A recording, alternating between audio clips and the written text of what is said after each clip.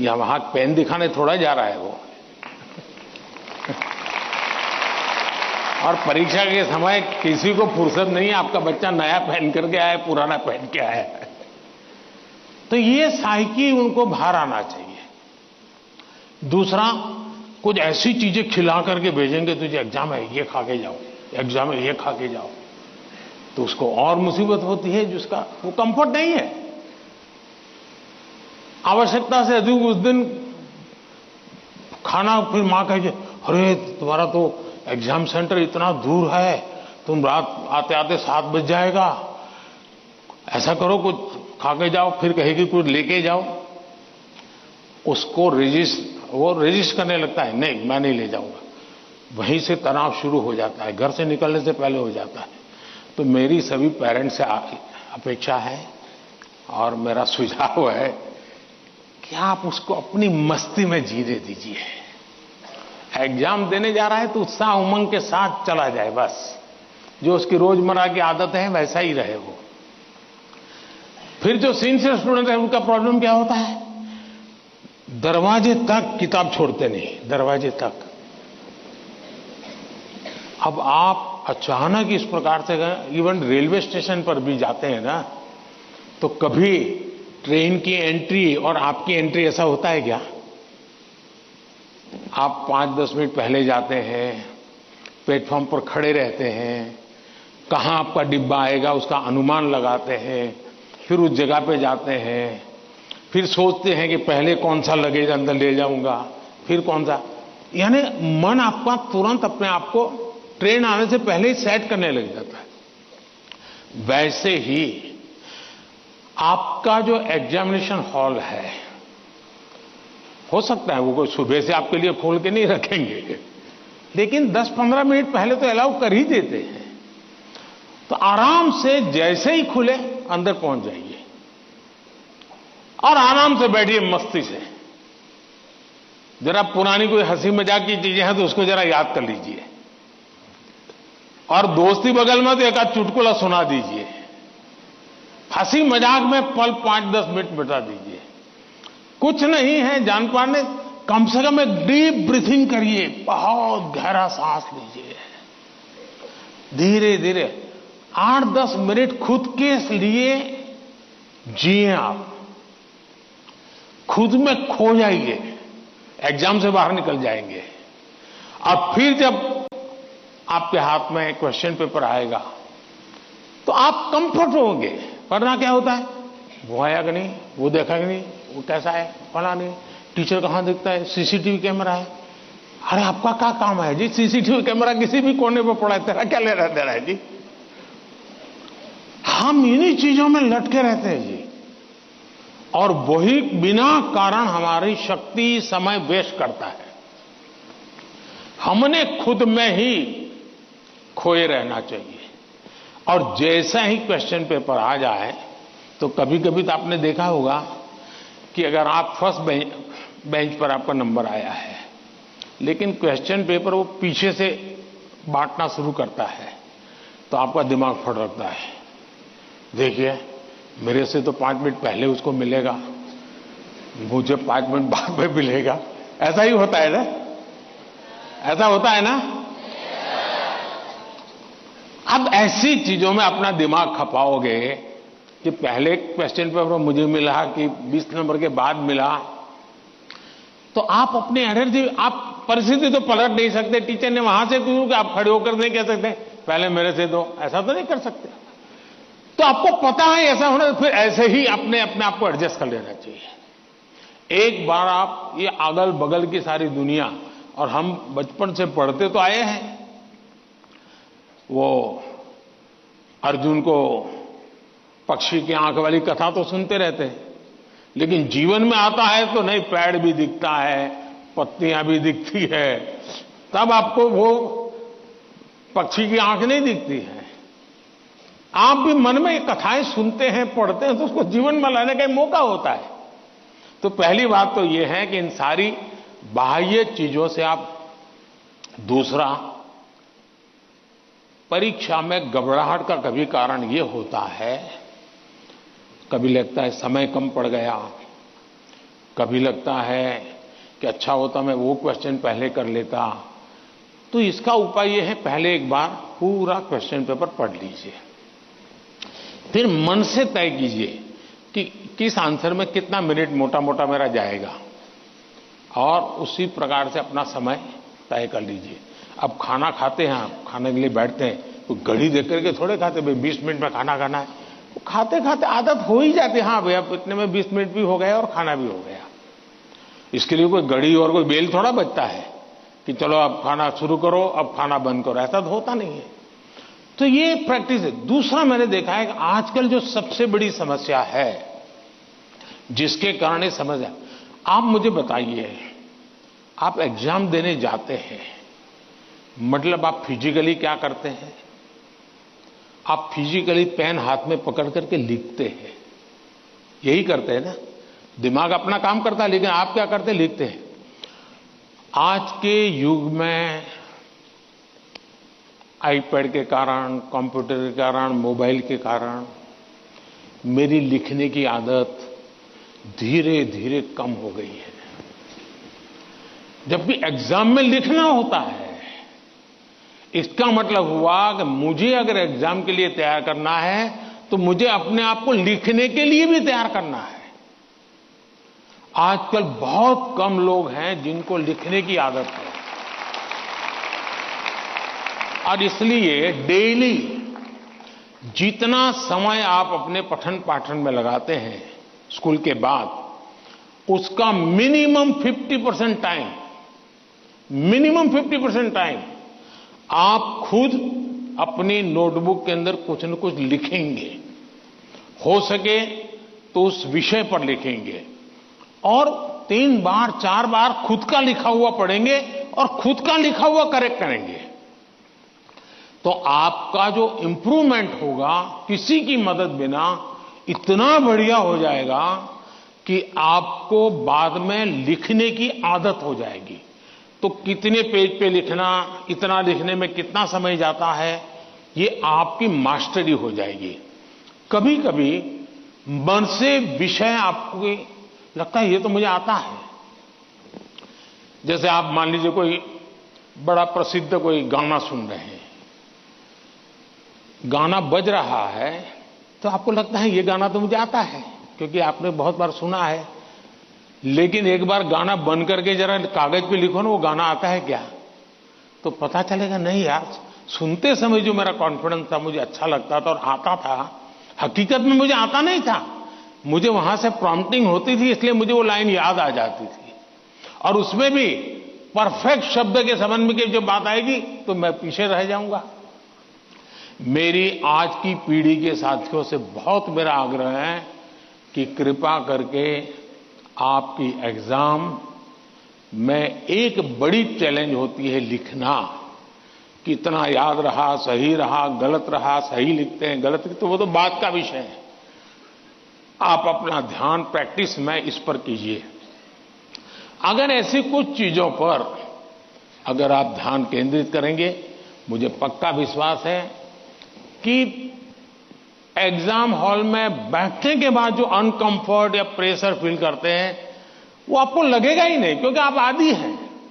अगर आपको तैरना आता है तो पानी में जाने से डर नहीं लगता है आपको, क्योंकि आप तैरना जानते हैं। आपने किताबों में तैरना ऐसे होता है और आप सोचते हैं हाँ मैं तो पढ़ा था भाई, हाथ पहले ऐसे करते, फिर दूसरा हाथ, फिर तीसरा हाथ, फिर चौथा हाथ, तो फिर आपको लगता है कि हाँ पहले हाथ पैर पैर दिमाग से खप कर लिया, अंदर जाते ही फिर मुसीबत शुरू हो जाती है। लेकिन जिसने पानी में ही प्रैक्टिस शुरू कर दी, उसको कितना ही गहरा पानी क्यों हो, उसको भरोसा होता है मैं पार कर जाऊंगा। और इसलिए प्रैक्टिस बहुत आवश्यक है, लिखने की प्रैक्टिस बहुत आवश्यक है। और लिखना जितना होगा शार्पनेस ज्यादा आएगी, आपके विचारों में भी शार्पनेस आएगी। और अपनी लिखी हुई चीज को 3 बार 4 बार पढ़ के खुद करेक्ट कीजिए। जितना ज्यादा खुद करेक्ट करोगे, आपकी उस पर ग्रिप बहुत ज्यादा आएगी, तो आपको अंदर बैठ करके कोई प्रॉब्लम नहीं होगा। दूसरा, अगल बगल में वो बड़ी स्पीड से लिख रहा है, मैं तो तीसरे क्वेश्चन पे अड़ा हुआ हूं, वो तो 7वें पर चला गया। दिमाग इसमें मत खपाइए बाबा। वो 7 में पहुंचे, 9 में पहुंचे, करे न करे, वो पता नहीं, वो सिनेमा की स्टोरी लिखता होगा। तुम अपने पर भरोसा करो, तुम अपने पर भरोसा करो। अगल बगल में कौन क्या करता है छोड़ो। जितना ज्यादा अपने आप पर फोकस करोगे, उतना ही ज्यादा आपका क्वेश्चन पेपर पर फोकस होगा। जितना ज्यादा क्वेश्चन पेपर पर फोकस होगा, इतना ही आपके आंसर के एक एक शब्द पर हो जाएगा और अल्टीमेटली आपको परिणाम उचित मिल जाएगा। धन्यवाद।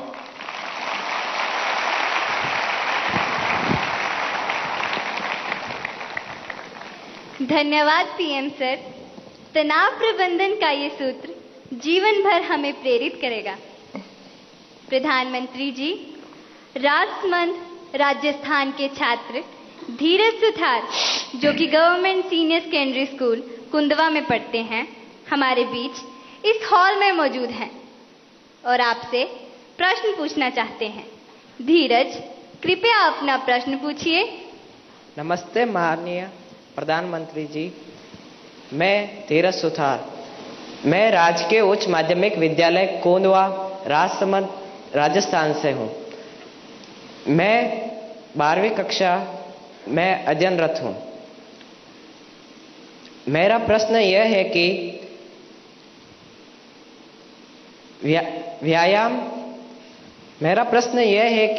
व्यायाम के साथ साथ पढ़ाई को कैसे मैनेज करें, क्योंकि शारीरिक स्वास्थ्य भी उतना ही जरूरी है जितना कि मानसिक स्वास्थ्य। कृपया मार्गदर्शन करें। धन्यवाद सर। आपका शरीर देख करके लगता है मुझे आपने सही सवाल पूछा है।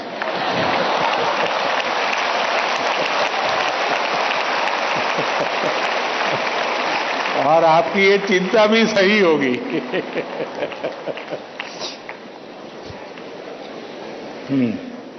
धन्यवाद धीरज।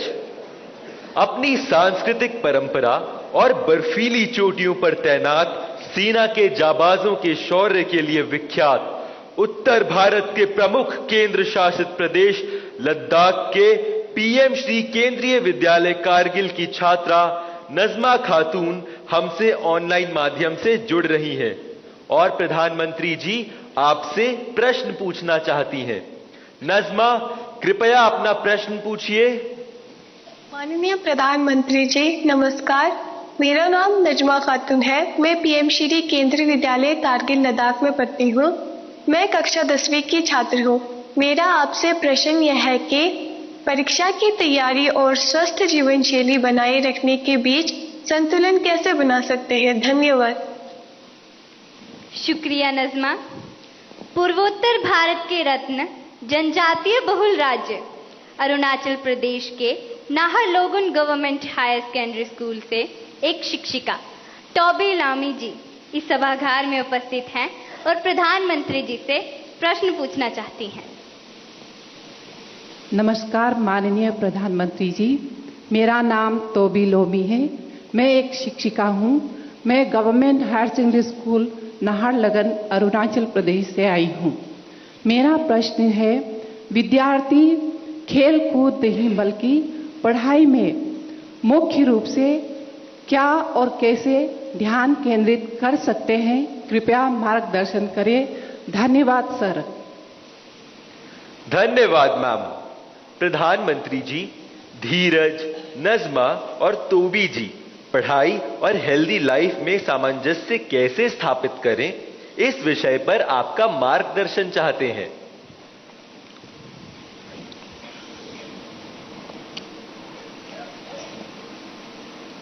आप में से बहुत सारे स्टूडेंट्स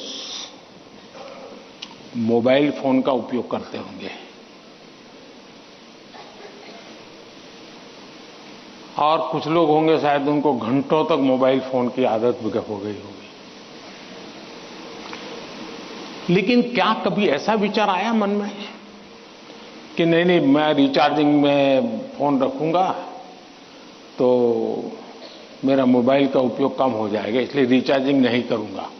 अगर रिचार्जिंग नहीं करूंगा तो मोबाइल काम करेगा क्या? करेगा क्या?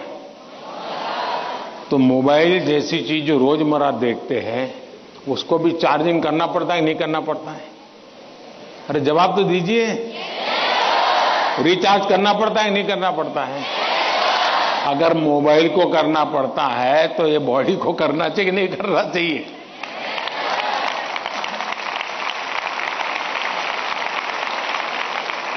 जैसे मोबाइल फोन में चार्जिंग ये मोबाइल की रिक्वायरमेंट है, वैसे हमारा शरीर का भी चार्जिंग ये शरीर की रिक्वायरमेंट है। आप ऐसा सोचो कि नहीं पढ़ना है तो बस विंडो बंद, पढ़ाई, बाकी सब बंद। ऐसा कभी नहीं हो सकता है। जीवन ऐसे नहीं जी सकते हैं और इसलिए जीवन को थोड़ा संतुलित बनाना पड़ता है। कुछ लोग होते हैं खेलते ही रहते हैं, वो भी एक संकट होता है। लेकिन जब आपको एग्जाम देनी हो, क्योंकि लौकिक लाइफ जीवन में इन चीजों का अपना महत्व है, इसको टाल नहीं सकते। लेकिन अगर हम स्वस्थ ही नहीं रहेंगे, अगर हम अपने शरीर में वो सामर्थ्य ही नहीं होगा, तो हो सकता है कि 3 घंटे एग्जाम में बैठने का सामर्थ्य खो देंगे, फिर 5 मिनट ऐसे ही करके बैठा रहना पड़ेगा। और इसलिए स्वस्थ शरीर स्वस्थ मन के लिए भी बहुत जरूरी है। अब स्वस्थ शरीर का मतलब ये तो नहीं है कि आपको पहलवानी करनी है, ये आवश्यक नहीं है, लेकिन जीवन में कुछ नियमितताएं होती है। अब आप कभी सोचिए कितना समय है जिसमें आप खुले आसमान के नीचे सनलाइट में बिताए हो। अगर आप चलो पढ़ना भी है तो किताब लेकर के सनलाइट में बैठो ना भाई थोड़ी देर। कभी कभी बॉडी को रिचार्ज करने में सनलाइट भी बहुत जरूरी होता है। क्या कभी कोशिश की नियम से कि भाई मैं दिन में कैसे भी करके इतना तो मौका निकाल दूं ताकि मुझे सनलाइट के साथ नाता रहे? उसी प्रकार से कितना ही पढ़ना क्यों ना हो, लेकिन नींद को कभी भी कम मत आंकिए। जब अपनी मम्मी हमको कहती हैं कि सो जाओ, तो उसका इंटरफेरेंस मत मानिए। ज्यादातर स्टूडेंट का ईगो इतना हर्ट हो जाता है कि तुम कौन होती हो, सो जाओ और मुझे कल एग्जाम देनी है, मैं सोऊंगा नहीं सोऊंगा, तुम्हें क्या लेना? ऐसा करते हैं ना घर में। जो नहीं करते हैं मन न बोले, जो करते हैं वो बोले। जरा करते हैं? कोई नहीं बोल रहा है। लेकिन ये पक्का है कि नींद के विषय में भी अगर एक बार रील पर चढ़ गए, एक के बाद एक रील देखते गए, छुपाना चाहते हो ना? कितना समय बीत गया पता नहीं, कितनी नींद खराब हो गई पता नहीं। क्या निकाला? पहला रील देखा था, याद करो जरा, याद भी नहीं है, ऐसे ही देख रहे हैं।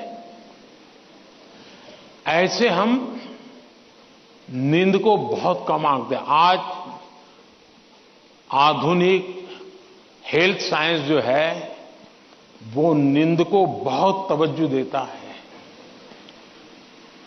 आप आवश्यक नींद लेते हैं कि नहीं लेते हैं, वो आपके स्वास्थ्य पर बहुत बड़ा महत्वपूर्ण है। आपको उस पर ध्यान केंद्रित करना चाहिए। इसका मतलब ये भी नहीं कि बस एग्जाम तो आती रहेगी। मोदी जी को मिला था, उसने कहा है सो जाओ। अभी यहां आर्टिस्टिक बोर्ड बनाओ और घर में घुसते ही लिखो सो जाओ, मम्मी पापा को दिखा दो सो जाओ। ऐसा तो नहीं करेंगे ना। कम नींद स्वास्थ्य के लिए अनुचित है। कुछ अपवाद लोग होते हैं जिनको उन्होंने अपने एक ऐसे स्टेज पर बॉडी को ले गए हैं, उनको शायद उससे बाहर होंगे। सामान्य मानवीय के जीवन के लिए अनुचित है। आप कोशिश कीजिए कि आपकी रिक्वायर जितनी भी नींद है वो आप पूरी लेते हैं, और ये भी देखिए कि साउंड स्लीप है कि नहीं। बहुत गहरी नींद होनी चाहिए। आप हैरान हो जाएंगे, जो टीचर बैठे हैं ना, बड़ी आयु के टीचर, ये सुनकर के जरूर चौंक जाएंगे। आज भी मैं इतना सारा मेरे पास काम है ना, आप लोगों जितना नहीं है।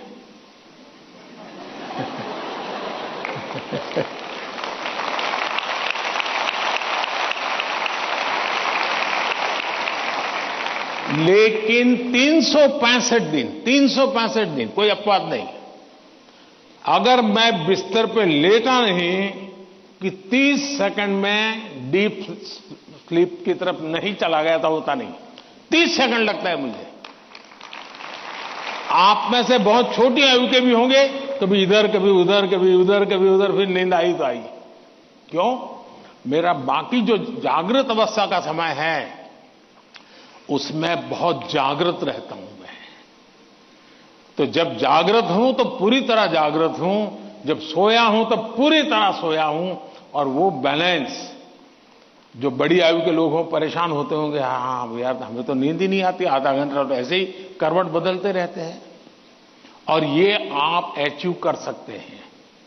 फिर एक विषय है न्यूट्रिशन, संतुलित आहार। और आप जिस उम्र में हैं उस उम्र में जिन चीजों की जरूरत है वो आपके आहार में है कि नहीं है।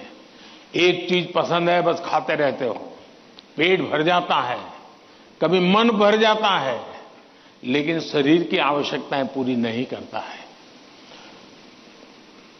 10th 12th का एक कालखंड ऐसा है जब आपके पास एग्जाम का वातावरण है, तो एक बार तय कीजिए कि मेरे शरीर को जितनी रिक्वायरमेंट है वो मैं लेता है। माँ बाप भी बच्चे को ऐसा ना करें, नहीं आज तो हलवा बनाया है, जरा ज्यादा खा ले। कभी माँ बाप को भी लगता है कि क्वांटिटी ज्यादा खिला दी तो बच्चा आज खुश है। जी नहीं, उसके शरीर, और इसके लिए कोई अमीरी गरीबी का मुद्दा नहीं है। जो उपलब्ध चीजें होती हैं उसी में से मिल जाता है जी, उसमें सारी चीजें रहती हैं। कम से कम खर्च वाली भी चीजें होती हैं जो हमारे न्यूट्रिशन को कैर कर सकती है। और इसलिए हमारे आहार में संतुलन, ये भी स्वास्थ्य के लिए उतना ही जरूरी है। और फिर एक्सरसाइज, हमने पहलवानी वाली एक्सरसाइज करे या ना करे अलग बात है, लेकिन फिटनेस के लिए एक्सरसाइज करना चाहिए। जैसे डेली टूथब्रश करते हैं ना, वैसे ही नो कॉम्प्रोमाइज एक्सरसाइज करनी चाहिए। मैंने कुछ बच्चे ऐसे देखे हैं, वो छत पे चले जाते हैं, किताब लेके चलते हैं और पढ़ते रहते हैं, दोनों काम कर लेते हैं। कुछ गलत नहीं है, वो पढ़ता भी है और अपना धूप के अंदर चल भी लेता है, एक्सरसाइज भी हो जाती है। कोई न कोई ऐसा रास्ता निकालना चाहिए जिसमें आपकी फिजिकल एक्टिविटी होती रहती है।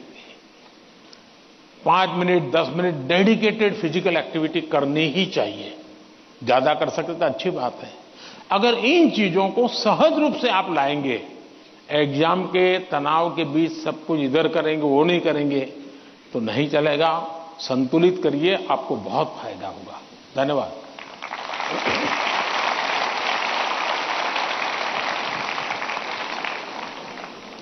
पीएम सर, आपने एग्जाम वॉरियर में भी हमें यही संदेश दिया है, जितना खेलोगे उतना खिलोगे।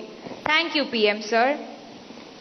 रविंद्रनाथ टैगोर वंदे मातरम की अमर भूमि, समृद्ध कला कौशल से भरपूर राज्य बंगाल के नॉर्थ 24 परगना स्थित केंद्रीय विद्यालय की छात्रा मधुमिता मल्लिक हमसे वर्चुअल माध्यम से प्रश्न पूछना चाहती है।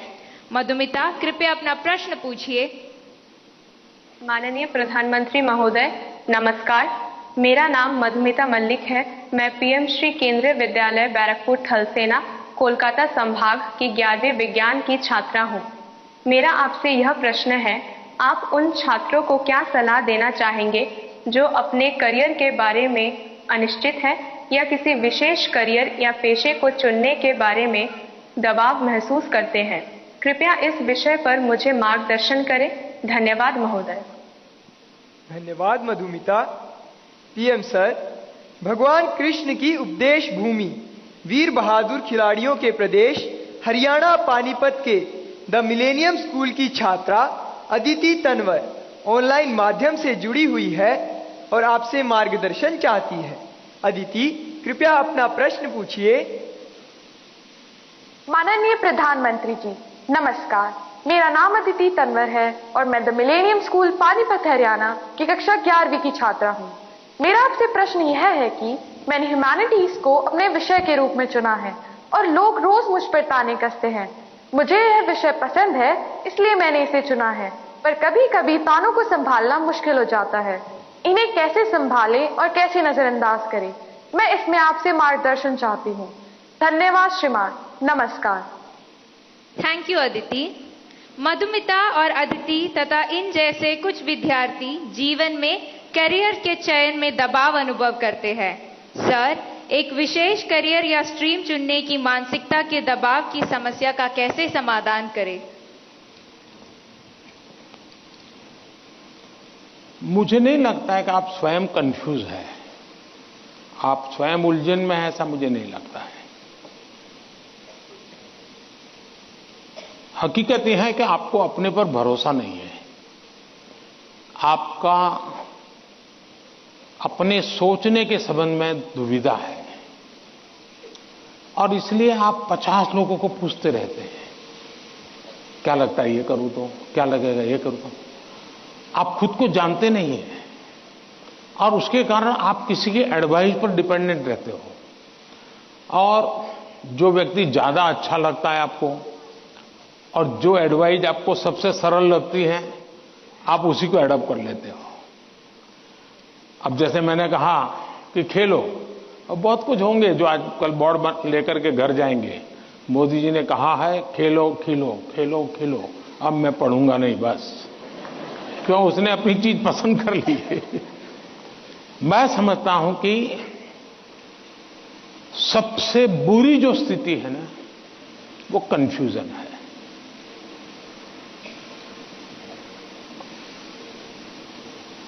अनिर्णायकता है। अनिर्णायकता आपने देखा होगा, पुराने जमाने में ऐसी कथा चलती थी, कोई गाड़ी लेकर के जा रहा था और कुत्ता तय नहीं कर पाया, इधर जाओ उधर जाओ, और आखिरकार वो नीचे आ गया। यही होता है, अगर उसको पता है कि मैं उधर चला जाऊं तो हो सकता है कि वो ड्राइवर भी उसको बचा ले, लेकिन इधर गया इधर गया इधर गया तो ड्राइवर कितना ही एक्सपर्ट होगा, नहीं बचा पाएगा।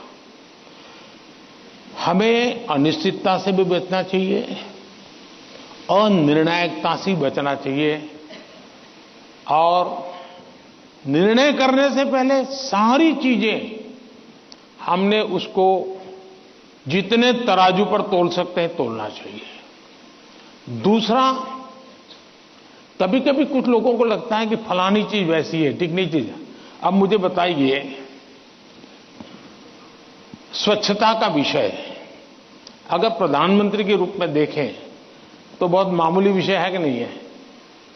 बहुत मामूली विषय है कि नहीं है? कोई भी कहेगा यार पीएम को इतने सारे काम हैं, ये स्वच्छता स्वच्छता करता रहता है। लेकिन जब मैंने उसके अंदर अपना मन लगा दिया, हर बार मैंने उसको अपना एक महत्व का साधन बना दिया, आज स्वच्छता देश का प्राइम एजेंडा बन गया कि नहीं बन गया? स्वच्छता तो छोटा विषय था, लेकिन अगर मैं उससे जान मैंने भर दी तो वो बहुत बड़ा बन गया। इसलिए हम ये न सोचे, आपने देखा होगा, कल मैं पूरा तो पढ़ नहीं पाया लेकिन मेरा नजर गई कि किसी ने कहा है कि पिछले 10 साल में आर्ट और कल्चर के क्षेत्र में भारत का मार्केट 250 गुना बढ़ गया है। अब आज से पहले कोई पेंटिंग करता तो माँ बाप कहते पहले पढ़ाई करो, वैकेशन में पेंटिंग करना। उसको लगता ही नहीं था कि पेंटिंग भी जीवन में महत्व का विषय हो सकता है।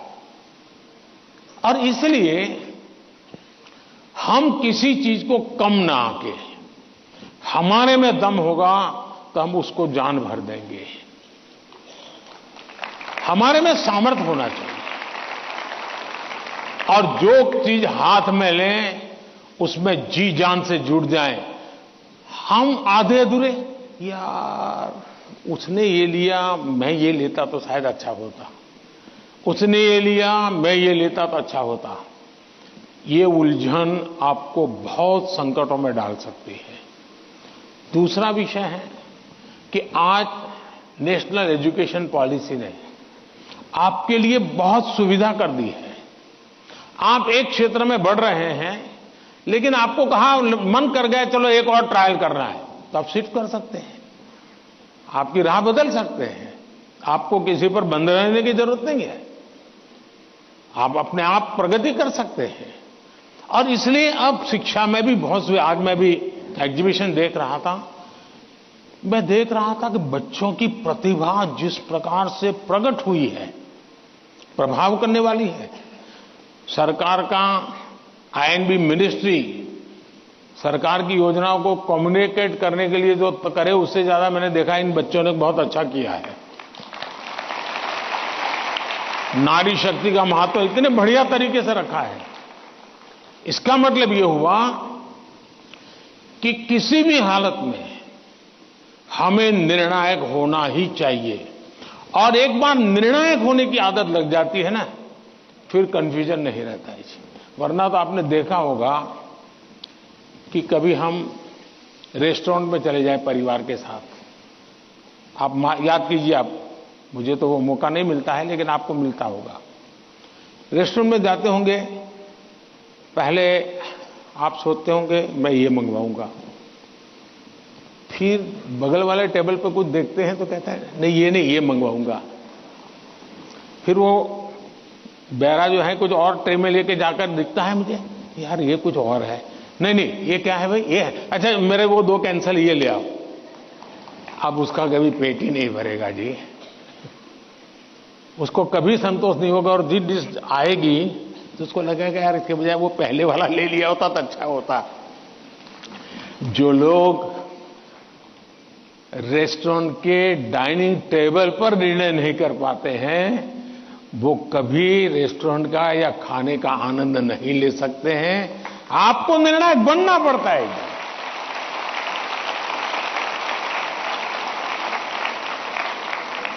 अगर आपकी मां आपको डेली सुबह पूछे आज क्या खाओगे, और आपके सामने 50 वैरायटी बोल दे, आप क्या करोगे?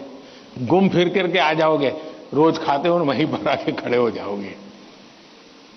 मैं समझता हूं कि हमें आदत डालनी चाहिए कि हम निर्णायक बने। निर्णय लेने से पहले 50 चीजों को हम बारीकियां देखें, उसके प्लस माइनस पॉइंट देखें, प्लस माइनस पॉइंट के लिए किसी से पूछे, लेकिन उसके बाद हम निर्णायक बने। और इसलिए कंफ्यूजन किसी भी हालत में आप किसी के लिए अच्छा नहीं है। अनिर्णायकता और खराब होती है, और उसमें से हमने बाहर आना चाहिए। Thank you.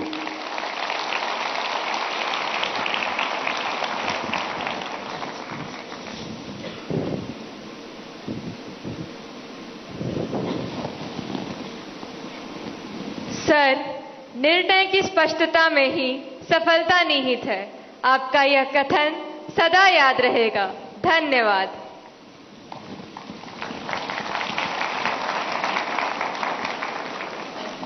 शांत समुद्र तट, चित्रमय गलियां और सांस्कृतिक विभिन्नताओं के लिए प्रसिद्ध नगर पुडुचेरी के गवर्नमेंट हायर सेकेंडरी स्कूल सदरापट की छात्रा दीवश्री हमारे बीच इस सभागार में मौजूद हैं और अपना प्रश्न पूछना चाहती हैं।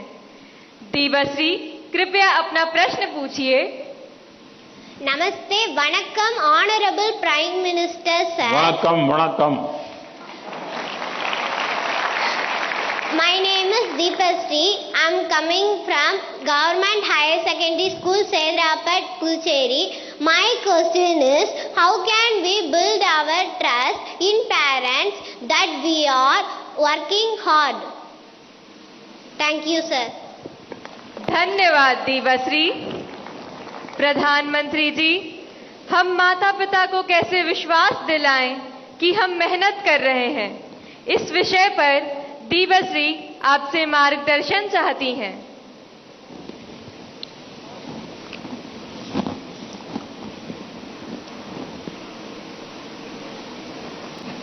आपने सवाल पूछा है, लेकिन सवाल के पीछे दूसरा सवाल है आपके मन में जो आप पूछ नहीं रही है। दूसरा सवाल यह है कि पूरे परिवार में मिसट्रस्ट है, ट्रस्ट डेफिसिट है, और ये यानी आपकी बहुत अच्छी परिस्थिति को आपने पकड़ा है। आपने उसको प्रस्तुत तो ऐसे किया घर में कोई नाराज ना हो जाए, लेकिन ये सोचने का विषय है टीचर के लिए भी और पेरेंट्स के लिए भी कि ऐसा क्या कारण है कि हम ट्रस्ट डेफिसिट पारिवारिक जीवन में अनुभव कर रहे हैं। अगर पारिवारिक जीवन में भी हम ट्रस्ट डेफिसिट अनुभव करते हैं तो ये बहुत ही चिंता का विषय है। और ये ट्रस्ट डेफिसिट अचानक नहीं होती है, एक लंबे कालखंड से गुजर करके निकलती है। और इसलिए हर पेरेंट्स को, हर टीचर को, हर स्टूडेंट्स को बहुत ही बारीकी से अपने आचरण को एनालाइज करते रहना चाहिए। आखिरकार माँ बाप मेरी बात में भरोसा क्यों नहीं करते? कहीं न कहीं तो ऐसी बातें हुई होगी जिसके कारण उनका ये मन बन गया होगा। कभी आपने कहा होगा कि मैं अपनी सहेली को मिलने जा रही हूं, और माँ बाप ने अगर बाद में पता चला कि आप तो उस दिन उसके यहां गई नहीं थी, तो ट्रस्ट डेफिसिट शुरू हो जाते। यार उसने तो कहा वहां जाऊंगा, लेकिन बांडी जब वहां गए नहीं, लेकिन आकर के कह दिया कि मैंने तय किया था उनके यहां जाऊंगा, लेकिन रास्ते में मेरा मन बदल गया तो मैं वहां चला गई थी। तो कभी भी ये ट्रस्ट डेफिसिट की स्थिति पैदा नहीं होगी। और एक विद्यार्थी के नाते हमें जरूर ऐसा सोचना चाहिए कि कहीं ऐसा तो नहीं है कि मैंने कहा था मम्मी आप सो जाओ, चिंता मत कीजिए, मैं तो पढ़ लूंगा, और मम्मी चुपके से देखती और मैं सो रहा हूं, तो फिर ट्रस्ट डेफिसिट हो जाएगा। ये तो कह रहा था मैं पढ़ूंगा, लेकिन पढ़ नहीं रहा है, सोया पड़ा है। आप कहते थे कि मां मैं अब एक सप्ताह तक मोबाइल को हाथ नहीं लगाऊंगा, लेकिन छुपके से दिख रहा है मां को, अरे तो फिर ट्रस्ट डेफिसिट पैदा हो जाती है। क्या आप जो कहते हैं उसको सचमुच में पालन करते हैं क्या? अगर आप पालन करते हैं तो मैं नहीं मानता हूं कि पेरेंट्स को या टीचर्स को इस प्रकार की ट्रस्ट डेफिसिट की स्थिति पैदा होगी, आपके प्रति अविश्वास का कारण बनेगा। उसी प्रकार से मां बाप को भी सोचना चाहिए। कुछ मां बाप को ऐसी आदत होती है, जैसे मान लीजिए किसी मां बाप ने, मां ने बहुत बढ़िया खाना बनाया है और बेटा आया, किसी न किसी कारण से उसका खाने का मन नहीं है, लेकिन बहुत कम खाया, तो मां क्या कहेगी? जरूर कहीं खा करके आए होंगे, जरूर किसी के घर में पेट में भर करके आए होंगे। तो फिर उसको चोट पहुंचती है, फिर वो सच बोलता नहीं है। फिर मां को ठीक रखने के लिए, ठीक है चलो अच्छा लगे बुरा लगे, मैं जितना मुंह में डाल, पोस्ट ऑफिस में डालता हूं डाल दूंगा। ये ट्रस्ट डेफिसिट पैदा हो जाता है। हर घर के अंदर ये अनुभव आता होगा। आपको माताजी ने, पिताजी ने मानो आपको पैसे दिए और आपको कहा एक महीने का तुम्हारा ये 100 रुपया तुम्हें देते हैं पॉकेट का, और फिर हर तीसरे दिन पूछते हैं वो 100 रुपये का कह दिया। अरे भाई तुमने 30 दिन के लिए दिया है ना, दूसरा मांगने तो आया नहीं तुम्हारे पास, तो भरोसा करो ना। अगर भरोसा नहीं तो नहीं देना था। ज्यादातर मां बाप के केस में ऐसा होता है, रोज पूछते हैं अच्छा वो 100 रुपया, हाँ कोई ये तो पूछ सकता है, पूछने का तरीका होता है। कोई कहे बेटा उस दिन पैसे नहीं थे, तुम्हें 100 ही रुपये दिए थे, तुम चिंता मत करना, जरूरत पड़े तो कह देना। तो उस बेटे को लगे नहीं मेरे माता पिता ने मुझे 100 रुपया, देखो ये आपकी पसंद की बात आई तो ताली बजाते हो आप लोग।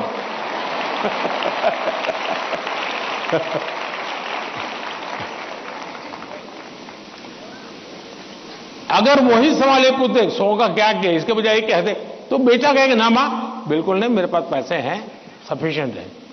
यानी हमारा एक दूसरे के बीच बात करने का तरीका कैसा है, ये चीजें सामान्य जीवन में जो अनुभव आती हैं वो फिर धीरे धीरे धीरे एजुकेशन सिस्टम के साथ रोजमर्रा की हमारी अपेक्षाएं होती है, उसके टकराव में कन्वर्ट हो जाती हैं। फिर कहा मार्क क्यों नहीं आए, बस तुम पढ़ते ही नहीं होंगे, ध्यान देते ही नहीं होंगे, क्लास में बैठते नहीं होंगे, अपने दोस्तों के साथ गप्पे मारते होंगे, हो सकता है वो पैसे हैं सिनेमा देखने चले गए होंगे, मोबाइल फोन पर रील देखते होंगे, फिर वो कुछ न कुछ कहना शुरू हो जाता है। For more such videos, subscribe to the NewsX YouTube channel, hit the bell icon.